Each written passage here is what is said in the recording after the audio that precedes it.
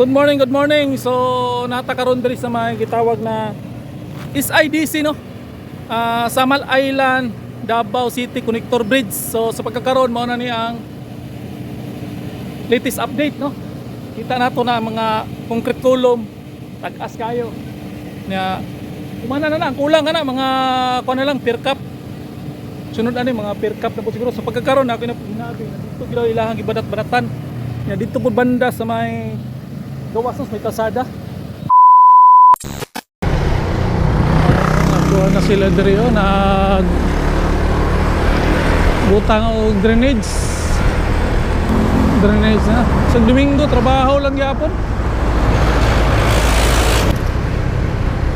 Ano pasudli diri dugkag na gyud.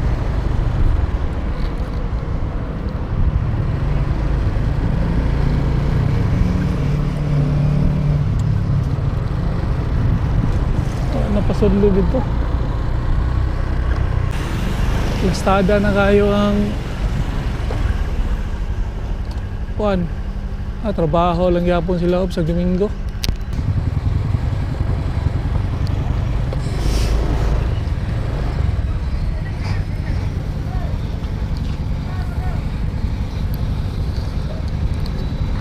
Going outside, sir? Outside? Heavy duty truck. Heavy duty. Ito yun. Yan. Grabe.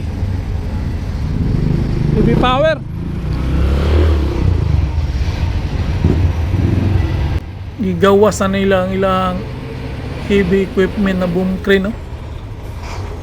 Dito siguro na nila lastada sa gawas kay murag sugod-sugod naman sila dito sa may highway.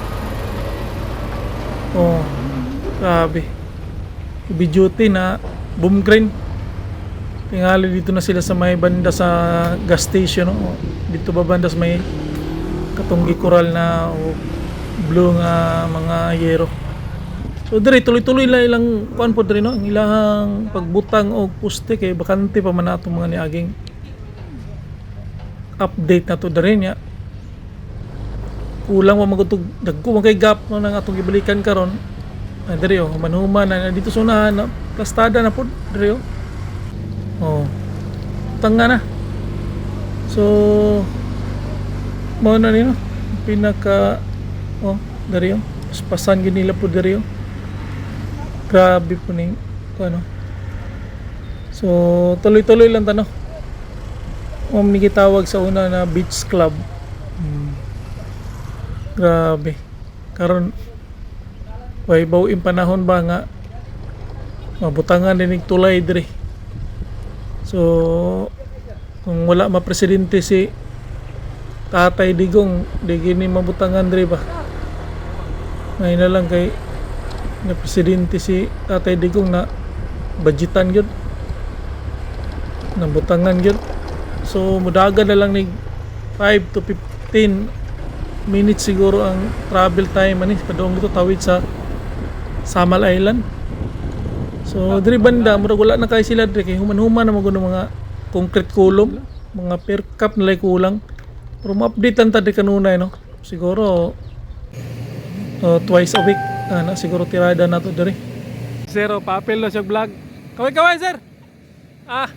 Power kayo. Kita po ba? Tay pa mo vlog mo boss. Linaboy TV.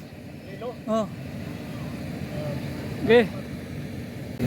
Good morning. So natakaroon diri sa mga gitawag na SIDC no. Samal Island, Davao City Connector Bridge. So sa pagkakaroon mao na ni ang latest update no. Kita nato na mga concrete column tag-as kayo. Nya umana na lang kulang na mga kuan na lang pier cap. Sunod ani mga pier cap na po siguro sa pagkakaroon na ako na hinabi dito gila ilahang gibadat-badatan. Nya dito po banda sa may gawasos may kalsada. So nakita nato no. Grabe ka kuan gyud ka pulido. Makita man na nato dagko kay poste. Gamay lang tanaw sa layo pero tag-as kay na tagdagko kay na dagko kayo niya. Kita na to no na sinaw kay pagkabirada. Sinaw kay na. Oh, na dito, mga poste dito. Dagka kini postihan sa pagkakaroon murag dito naman sila banda sa may kalsada gatrabaho pod banda dito nag road widening sila nya nag-clearing sila butang sila og mga culvert no, mga drainage system dito banda. Agian na to ganina. Ya dire ra ta kutob kay murag restricted area man guna dia. Bawal na niya. Nakita na to dito tag-as na kayo ang pinaka main post nila no, main concrete column nila ng mga tawag og pylon. Muna na ang pagitan ng duha ka poste. Nya muna na yung mga gitawag diya na mga agianan gina sa barko. Agianan na no, nya moagi na ng barko diya. Tag-as kay na 47 meters na nakataas nya. Ang pinakadagkong barko di na gyud pwede makaagi diya kay 47 meters naman na may limitation. Yang with ana lapad nga 24 meters pod. So bulampas ka sa 47 meters ang imuhang navigational vertical clearance adi na ka pwede mo tuyok na daw ka dito sa may samal. Una usahay makarelate ani mga ngani. Prato na istorya nako na mga pilot boat no, crew. Na istorya nako sila mao na nadunggan niya sa mga pilot po dris Davao pilot. Ya kana mga Davao pilot no. Sila mo nabigar na magpaagi ang mga kuan. Magpaagi ng mga barko na. So makarelate ana mga marino na pod kana mga related aning mga kuan kay na may daghan nay uban wala kasabot no. Ako makasabot mo ko kay dati man ko marino manang mutuo ko anang mga istorya ng mga kuan atong pilot crew no. Hatod anang piloto, ikatod na siya sa piloto. Unya mao yang dunggan ng mga balita sa pagkatungkuan na 47 meters o lampas sa 47 meters di na ka pwede mo agi diya na nakita na ko 47 meters mo nang makarelate ko no.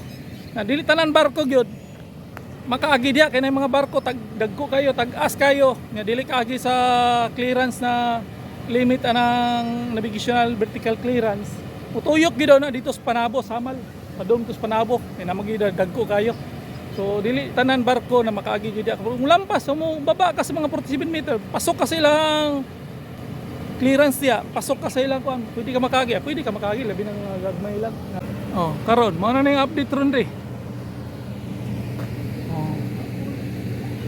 Grabe.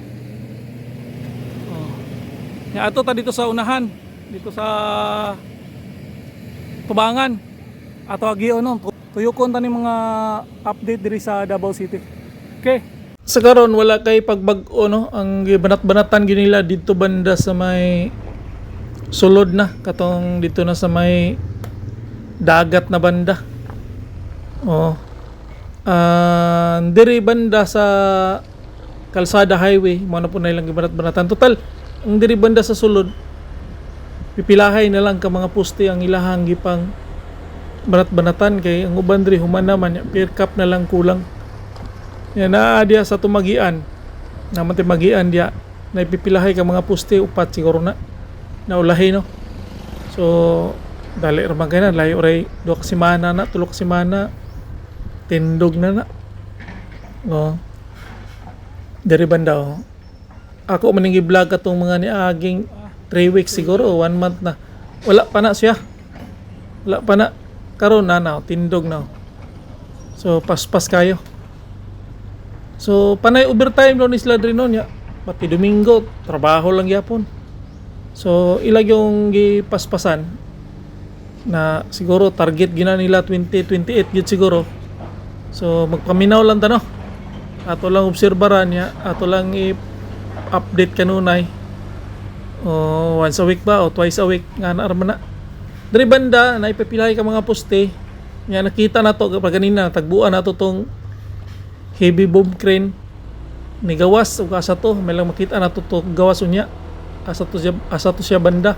Kay dito banda sa may kining gitawag dia na subdivision insular ba na? Kanang gikural o yero na blue. So ga install na sila diya og mga drainage system Yang gasoline station dito banda sa may kuan murag napahak naman to, natanggal naman to.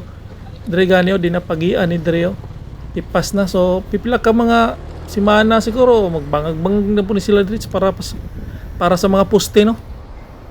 Dire o. So mabisi gini dire, matraffic gini sa mudre. Abot ang panahon na magbangag na ni sila pang poste dire, asa dapat ibutang ang poste. Sige lang, balik-balikan lang tani kay duol raman po ni sa mua. Ilang agian na to, ma-update na to no, di man ta kanunay gyud ma-update sa kaadlaw.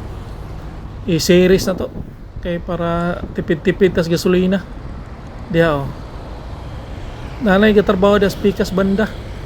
Nya karon gawas ta diri kay padong ta og Rojas no. Agian ta lang ning gasoline station diri. No, andara mga head nila ni gawas na diha oh. Monitoring yun na. Mga Chinese no. Ugihan kayo mga Chinese contractor. Di ba matiog kakapoy. Dumingkong dako trabaho lang yapon. So dire nawala na to mga kuan dire, mga nakakuan dire yung mga wiring ng gasoline station. Wala na. Clear na. So mura na no sa pagkakaroon, update na to. Di man ta kuan. Ato lang hiyagi-yagian. Okay, tapos Linoboy, YouTuber man. Peace out.